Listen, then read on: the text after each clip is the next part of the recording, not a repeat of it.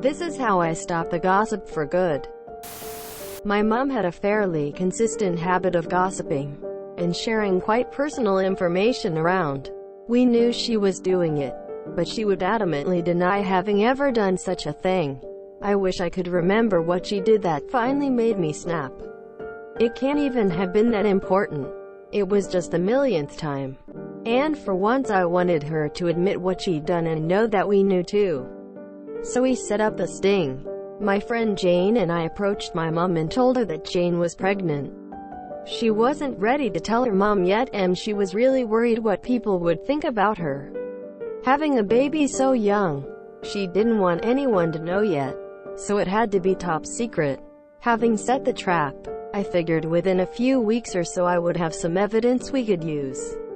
But I was so wrong. The very next day my sister, grandma and neighbor all asked me how my young pregnant friend was doing.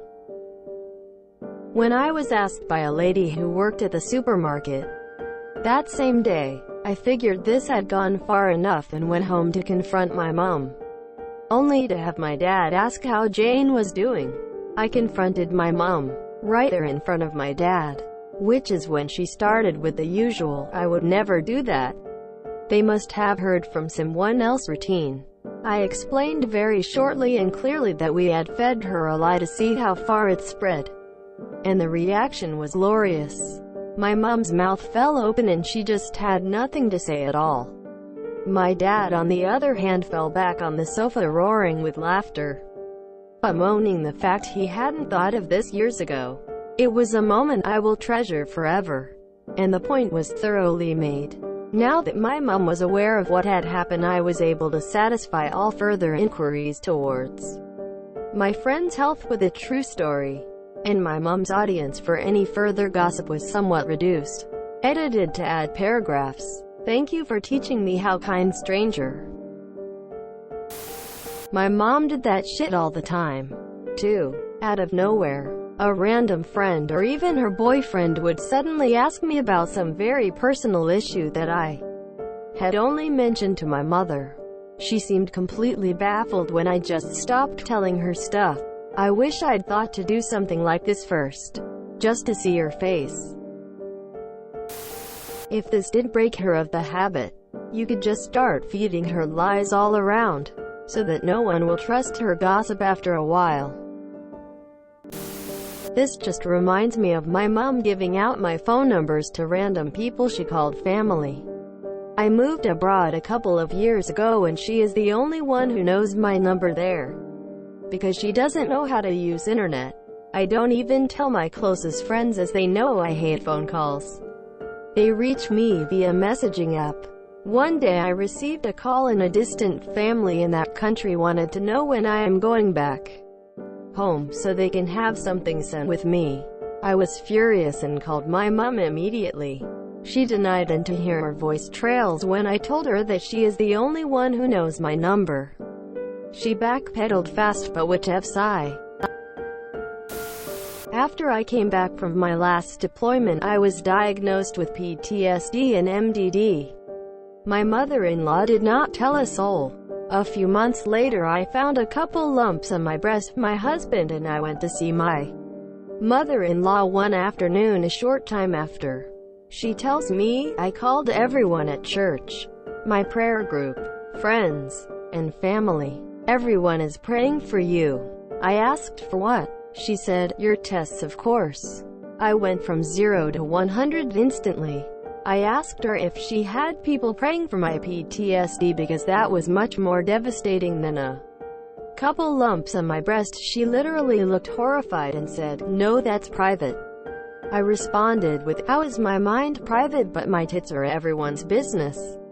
I'm all for prayers. I'll take all I can get." However, who gave her permission to say what part of me is fodder for others? By the way, lumps turned out to be benign and PTSD is forever. This is called a canary trap or a blue dye test in espionage circles. Very clever. My mom is the same way with my siblings and I. She ruined our relationships with most of the family by spreading rumors about us and sharing things we told her in confidence. My dad is a complete enabler and doesn't care about any of us anyway. They now spend their time bitching and moaning about how all their kids are assholes and don't talk to them anymore. Glorious. I have nightmare in-laws. The kind you have legit reasons to hide from. Most people understood, but once I started having kids, some people with old-fashioned views started to waver and feed my mill information and pictures. So we have out 15 school pictures for my daughter and augmented them by changing the color of the flowers and dots in her dress. My mill posted the picture to her FB within the week and we had our man. Much to our surprise, it was a person our age. Just felt so bad that a nana doesn't get to see her grandkids. They did not appreciate being blocked. Maybe petty revenge. Copy-paste it quick before mods take it down. Pretty sweet revenge though. Lol. My wife is home with a burnout ATM and a few weeks ago, she said to me, "Hey, wanna hear the latest news? According to my coworkers, our house is on sale and we were getting divorced." I bursted out laughing, saying, "That's a strange way of telling me you don't love me anymore." Apparently, my wife's coworker wanted to get some juicy gossip and drove by our house. Unfortunately, she picked the wrong street and saw the house on that street with the same number as ours was being sold. She then asked the neighbors of that house why it was being sold, and they told her the owners were getting divorced. Satisfied with this, the coworker was gossiping this to all other coworkers, not realizing she got the wrong house. I learned at a young age to stop telling my mother anything.